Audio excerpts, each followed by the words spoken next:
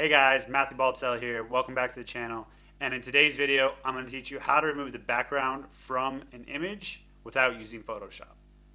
If you like this kind of content, please hit like and subscribe, and it'll help grow the channel. Let's jump into it. All right, so here's a quick and easy hack I will introduce and show you. I basically paid a freelancer $10 to show me this trick, so I think you'll enjoy it. So go type into your browser remove.bg, take your JPEG, upload your JPEG.